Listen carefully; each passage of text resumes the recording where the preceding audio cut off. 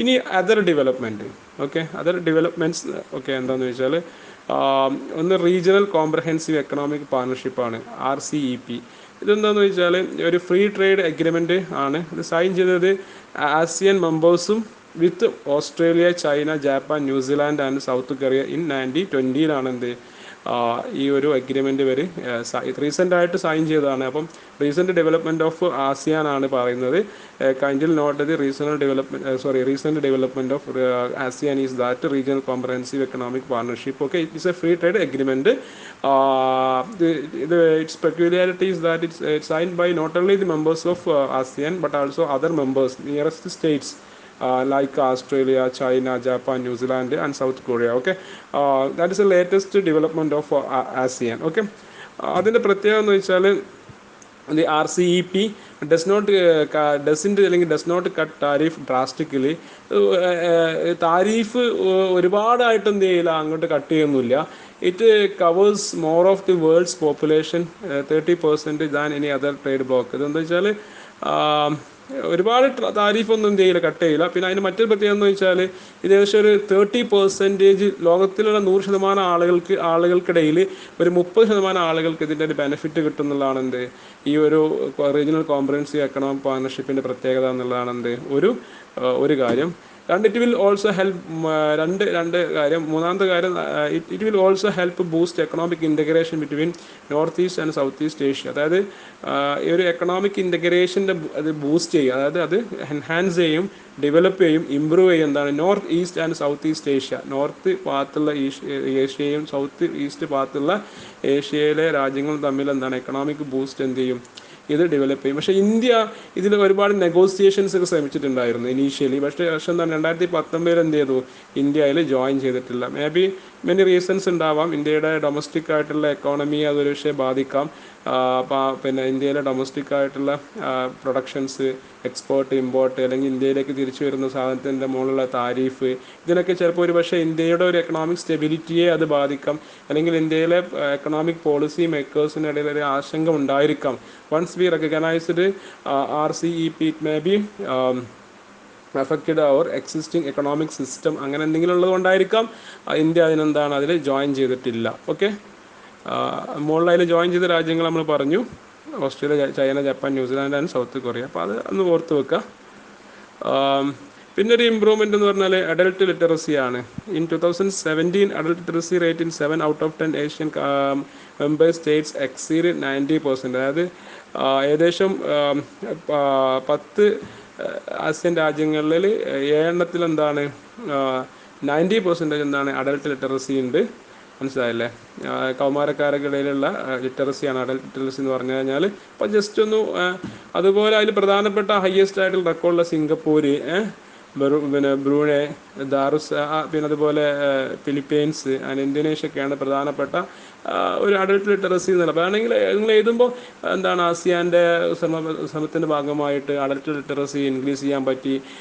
ഏകദേശം 7 ആസിയാൻ രാജ്യങ്ങളിൽ 90% മുകളിലാണ് എന്ത് adult literacy.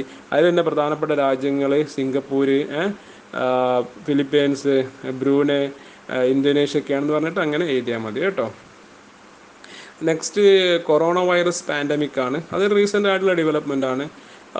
ASEAN countries set up several bodies and a mechanism to procure medical supplies, distribute a COVID-19 vaccine, coordinate economic recovery plans and facilitate the safe resumption of regional travel. ഒക്കെ ഇപ്പം ASEAN എന്താണെന്ന് വെച്ചാൽ COVID-19 ബന്ധപ്പെട്ടുള്ള ചില രാജ്യങ്ങൾക്ക് economic fund കൊടുക്കുക.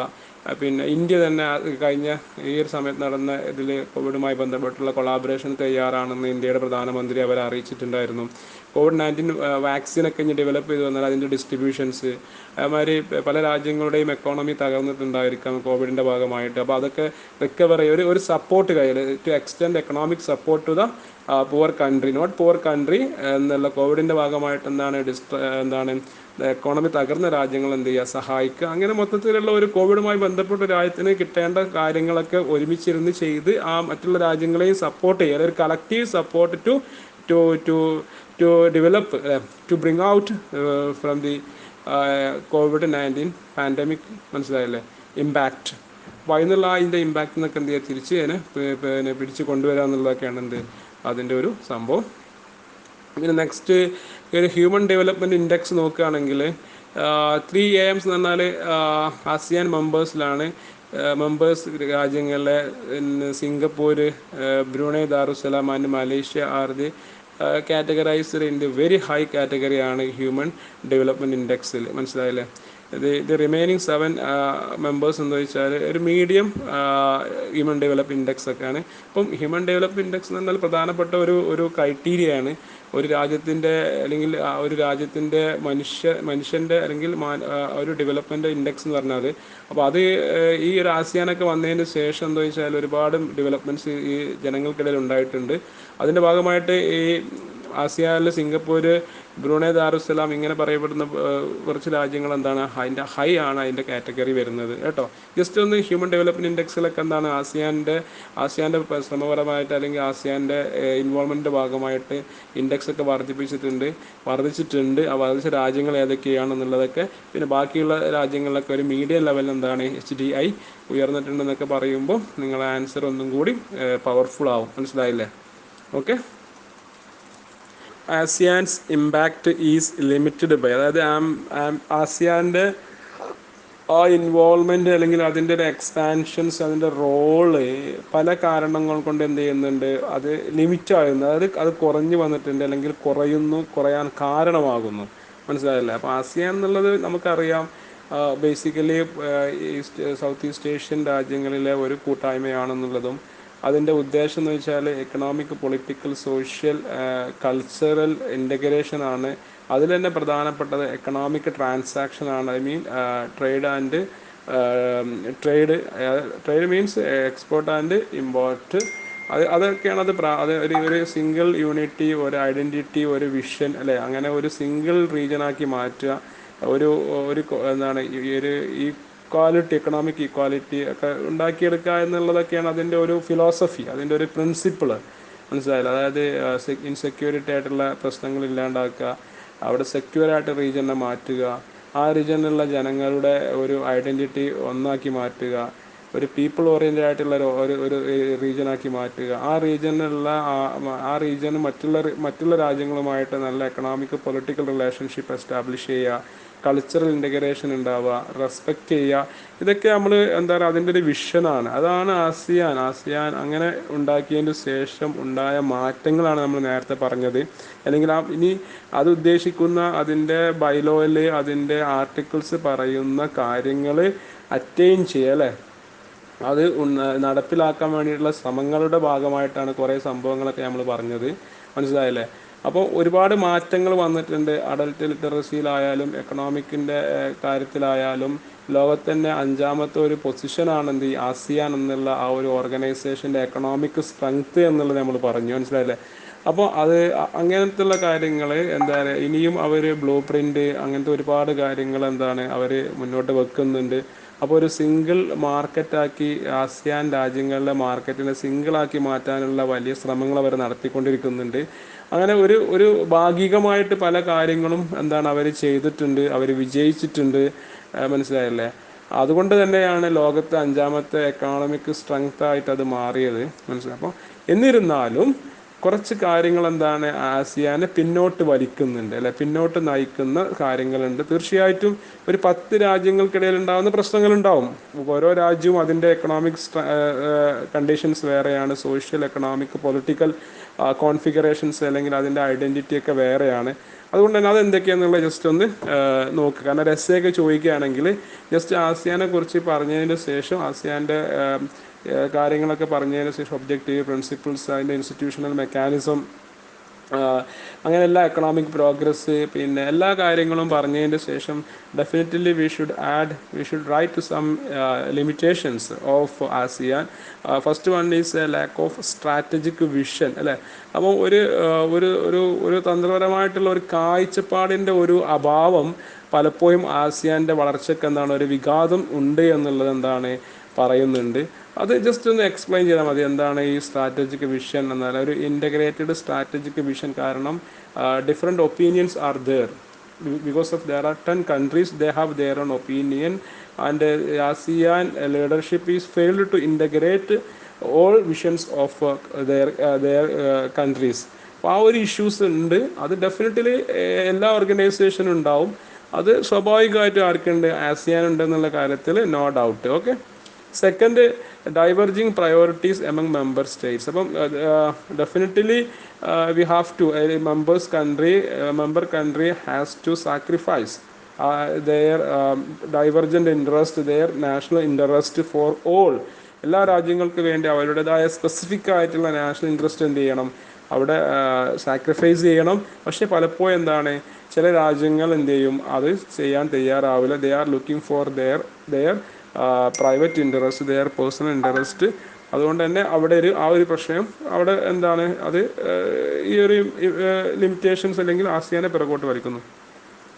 Definitely third, weak leadership ആണ്. Some countries leaders are not fit to rule, to administrate their country and to engage with the other ASEAN countries അല്ലേ. അപ്പം അല്ലെങ്കിൽ ഈ ആസിയാൻ്റെ നേതൃത്വത്തിലേക്ക് വരുന്ന ഓരോ രാജ്യങ്ങളും അവരുടേതായ ലീഡേഴ്സിന് ആസിയാൻ്റെ കാര്യങ്ങൾ ചെയ്യാൻ വേണ്ടിയിട്ട് ഏൽപ്പിച്ചു കൊടുക്കുന്ന സമയത്ത് they are not fit to that post, somebody bring back, അങ്ങനത്തെ വിഷയങ്ങളൊക്കെ ഉണ്ടാവും അല്ലേ. അപ്പോൾ അതൊക്കെയുള്ള ഒരു വിഷയങ്ങളാണ്. അപ്പം വീക്ക് ലീഡർഷിപ്പാണ് എന്ത് ഒരു പ്രധാനപ്പെട്ട കാരണം. Fourth one, the bloc's biggest challenge is developing unified approach to China. അതായത് ചൈന ഒരു എക്സ്പാൻഷൻ പോളിസിയാണ് എന്തിന് ഈ സൗത്ത് ചൈന സീയിലും ഏഷ്യ പസഫിക് റീജിയനിലും. ചൈന ഡെഫിനറ്റ്ലി ഒരു ഗ്രോയിങ് ഒരു എക്കോണമിയാണ് അല്ലേ. അപ്പം ചൈന ഈ പറയപ്പെടുന്ന ആസിയാൻ രാജ്യങ്ങളിലെ ചില രാജ്യങ്ങൾക്ക് ചൈന ഒരു ഭീഷണിയാണ്. പക്ഷെ ചില രാജ്യങ്ങൾക്ക് ചൈന ഈസ് ടു ഫ്രണ്ടാണ് അല്ലേ. എനിമി ഈസ് മൈ ഫ്രണ്ട് എന്നൊക്കെ പറഞ്ഞാൽ എന്താണ്. അപ്പോൾ ആ ഒരു ചൈനയ്ക്കെതിരെ ഒരു യൂണിഫൈഡ് ആയിട്ടുള്ളൊരു approach ASEAN is failed to develop a unique similar approach, ഒരു യൂണിഫൈഡ് അപ്രോച്ച് ഡെവലപ്പ് ചെയ്യാൻ എന്താണ് കഴിഞ്ഞിട്ടില്ല. So the reason was that each country has different relation with China. some are friendly nations of China, some are not. Therefore they failed to make a unified approach to China. അപ്പോൾ അതാണ് അതൊരു വിഷയമാണ്. കാരണം definitely ചൈനയുടെ എക്കോണമിയും ഇവരുടെ എക്കോണമിയും തമ്മിലുള്ള ഒരു competition ഉണ്ട്. അതിൻ്റെയൊക്കെ ഭാഗമായിട്ടുള്ളൊരു പ്രശ്നമാണ്. അതുപോലെ ചൈന എന്ത് ചെയ്യുന്നു, ചില രാജ്യങ്ങളിലെ ലാൻഡ് അവരുടെ ഈ പറയപ്പെടുന്ന ആസിയാൻ ചില രാജ്യങ്ങളുടെ മുകളിൽ ആധിപത്യം സ്ഥാപിക്കുന്നു. അപ്പോൾ ആ ആധിപത്യത്തെ ചെറുക്കാൻ എന്താണ് ഇവർ കൂട്ടായി നിൽക്കുന്നില്ല. അപ്പോൾ ചൈന ഒരു ചലഞ്ച് തന്നെയാണ് എന്ത്. അപ്പോൾ ചൈനനെ ചലഞ്ചിൽ നിന്ന് മാറ്റി ചൈനനെ ഒരു പ്രോ ആസിയാൻ കൺട്രിയാക്കി മാറ്റാനുള്ള ശ്രമത്തിൽ എന്താണ് ഇവർ പരാജയപ്പെട്ടിട്ടുണ്ട്. Okay. Next, difference in income among members. നമ്മൾ പറഞ്ഞു നേരത്തെ നമ്മൾ അഡൽട്ട് ലിറ്ററസി നോക്കുമ്പോഴും ഹ്യൂമൻ ഡെവലപ്മെൻറ്റ് ഇൻഡെക്സ് ഒക്കെ നോക്കുമ്പോൾ definitely we can see the changes of ASEAN countries. That is a problem of the income. The economic strength is different between each other. മനസ്സിലായില്ല, അവർ പരസ്പരം തന്നെ എക്കണോമിക് ഡിഫറൻസ് ഉണ്ട്. Therefore ആ ഒരു income difference always making trouble to the development of the ASEAN. അപ്പോൾ ഇത്രയും കാര്യങ്ങളൊക്കെയാണ് അതിൻ്റെ ഇതൊക്കെ ജനറൽ നോട്ടാണ്, ജനറൽ പോയിന്റ് ആണ്. Definitely you can write your own words, no problem. You can expand it, you can make an imagination. And once you appearing examination, once you attending the question of a exam, you should ask many question to the question എന്നാണ്. അതായത് ഒരു ക്വസ്റ്റ്യനോട് നമ്മൾ we should ask many questions, especially essay questions. എന്താണ് നമുക്ക് എന്താണ്, why, how, what, merit, demerits, impact, significance. Definitely we can ask this such questions to essay question. മനസ്സിലായില്ല, essay ക്വസ്റ്റ്യനിൽ നമ്മൾ ഒരുപാട് ക്വസ്റ്റ്യൻസ് അങ്ങോട്ട് ചോദിക്കണം. അപ്പോഴാണ് നമുക്ക് കൃത്യമായിട്ട്. അപ്പോൾ നമ്മളൊരു എസ് എ കാണുമ്പോൾ definitely don't try to write in very fast. So we should make a blue print. ഒരു എസ് എ ക്വസ്റ്റ്യൻ കാണുമ്പോൾ നമുക്ക് മോസ്റ്റ് എഴുതാൻ പറ്റുന്ന ഒരു എസ് എ ക്വസ്റ്റ്യൻ കാണുകയാണെങ്കിൽ നമ്മൾ എന്ത് ചെയ്യണം, പരീക്ഷ എഴുതുന്നതിന് മുമ്പ് അല്ലെങ്കിൽ ആ ക്വസ്റ്റ്യൻ അറ്റൻഡ് ചെയ്യുന്നതിന് മുമ്പ് നമ്മൾ ക്വസ്റ്റ്യൻ പേപ്പറിൽ എന്ത് ചെയ്യും, ഒരു ബ്ലൂ പ്രിൻറ്റ് എഴുതി ഉണ്ടാക്കണം. എന്തൊക്കെയാണ് ഇതിനകത്ത് എഴുതേണ്ടത്, അങ്ങനെ അതിനകത്ത് എഴുതേണ്ട കാര്യങ്ങളൊക്കെ നിങ്ങൾ എന്ത് ചെയ്യണം, ഒരു 2-3 മിനിറ്റ് കൊണ്ട് എന്ത് ചെയ്യണം, നിങ്ങൾ അത് പ്രിപ്പയർ ചെയ്ത് വെക്കണം ഈ ക്വസ്റ്റ്യൻ്റെ നേരെ.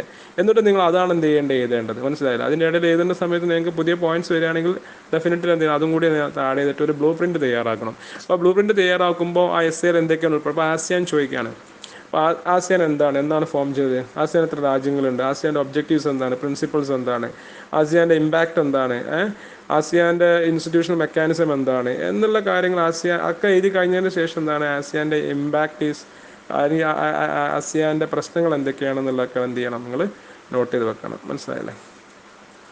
പിന്നെ ഒരു ചലഞ്ച് എന്ന് പറഞ്ഞാൽ ഒരു റീജിയണൽ സെക്യൂരിറ്റി ചലഞ്ചാണ്.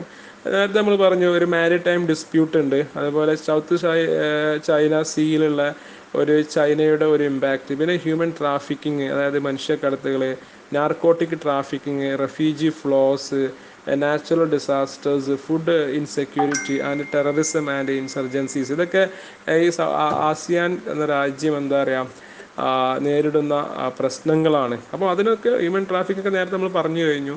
അതേമാതിരി നാർക്കോട്ടിക് എന്നൊക്കെ പറയുമ്പം മയക്കുമരുന്നിൻ്റെ കയറ്റുമതിയും എമ്പോർട്ടൊക്കെയാണ്. അതേമാതിരി റെഫ്യൂജി ഫ്ലോസ്, മനസ്സിലായില്ലേ, അതായത് ഈ റോഹിംഗ്യകളൊക്കെ കണ്ടില്ല നിങ്ങൾ. അപ്പോൾ അതായത് നാച്ചുറൽ ഡിസാസ്റ്റേഴ്സ്, ഫുഡ് ഇൻസെക്യൂരിറ്റി അല്ലെ, ഭക്ഷ്യസുരക്ഷ ഇല്ലായ്മ, terrorism is also another factor. അതുമാതിരി ഇൻസർജൻസി എന്ന് പറഞ്ഞാൽ ഈ പ്രത്യേക ഒരു വാദമാണ്, അതായത് ചില ഗവൺമെൻറ്റുകൾക്കെതിരെ എന്ത് ചെയ്യുക പ്രത്യേക രൂപത്തിലുള്ള പ്രശ്നങ്ങളൊക്കെ ഉണ്ടാവുക, ഇൻസർജൻസി, മനസ്സിലായില്ലേ. അപ്പോൾ ഇതൊക്കെ ഇതിൻ്റെ ഒരു ഭാഗമാണ്. അപ്പോൾ ചുരുക്കത്തിൽ നമ്മൾ മനസ്സിലാക്കേണ്ടത് ആസിയാൻ എന്താണെന്നുള്ള കാര്യങ്ങൾ റിപ്പീറ്റ് ചെയ്യല്ല. അപ്പോൾ ഇത്തരം കാര്യങ്ങളൊക്കെ എന്ത് ചെയ്യുക, ഞങ്ങൾ എസ്സേയിൽ ചിലപ്പോൾ ആസിയാൻ എന്ന് മാത്രമേ ചോദിക്കുള്ളൂ എസ്സേയിൽ. അപ്പോൾ നിങ്ങൾ ആസിയാൻ മാത്രം ASEAN മാത്രം ചോദിക്കുമ്പോൾ you should start from the beginning to the end. So you should include all the aspects of the ASEAN. മനസ്സിലായില്ല. അപ്പം you should understand what is ASEAN. Okay, ഒരു ക്ലിയർ ആയിട്ടുള്ള ഐഡിയ നമുക്ക് ആസിയാനെ കുറിച്ച് വേണം. വളരെ സിമ്പിളാണ്. ആസിയാൻ റിയലി ഫോക്കസ് ചെയ്യുന്ന അവിടെ economic, political, socio cultural integration ആണ്.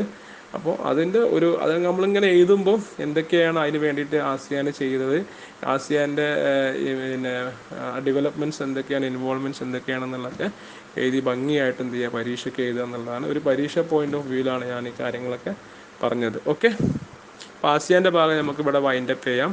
Definitely next class we will start with the SAARC, then European Union, then we will conduct an exam. Okay.